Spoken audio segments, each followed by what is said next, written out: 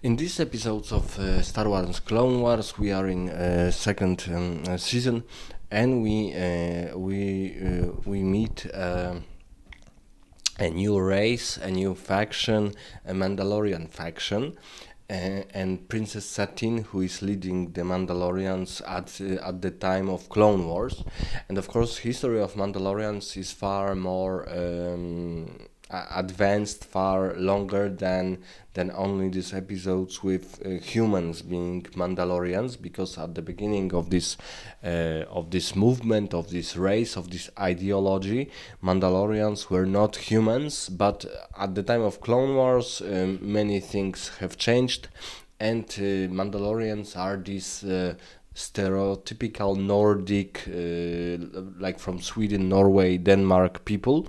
And we can see this in their costumes, in their outfits, or also in their looks. And the problem is that Mandalorians also, and Princess Satine represents a third faction in this conflict, so far unknown faction, a faction of neutral systems. So the systems which didn't want to which don't want to participate in the Clone Wars. They don't belong to the Republic, and they also don't support separatist forces.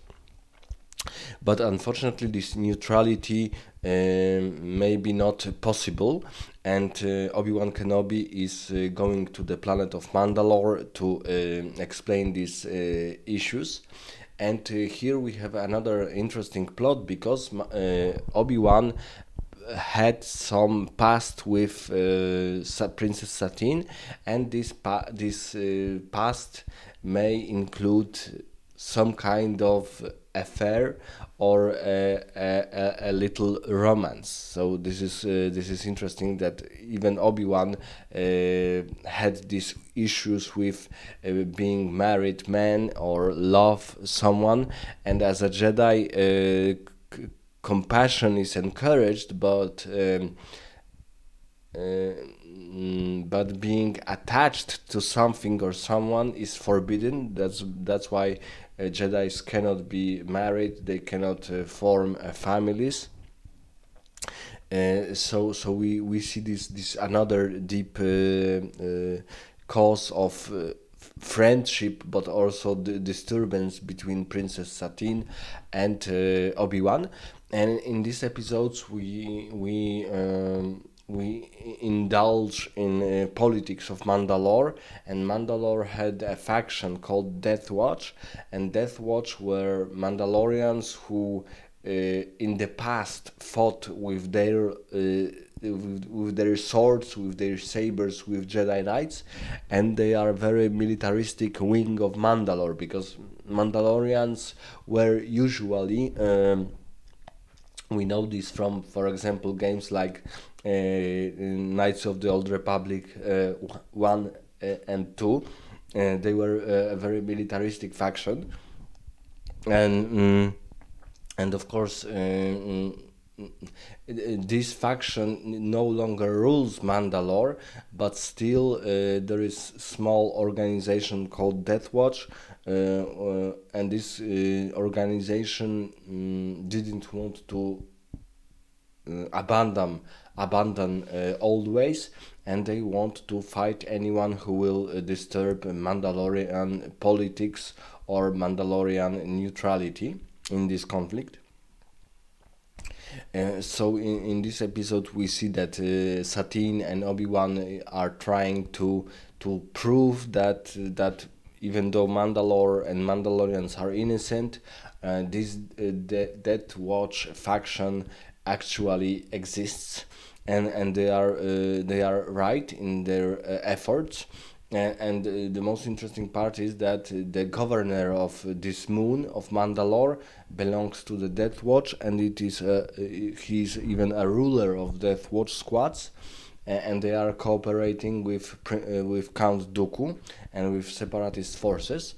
But maybe the most interesting part of this is that Mandalorians are trying to abandon the ways of their ancestors, because uh, for most of the history of Mandalore ideology and Mandalorian people, and there were different races belongs to this ideology.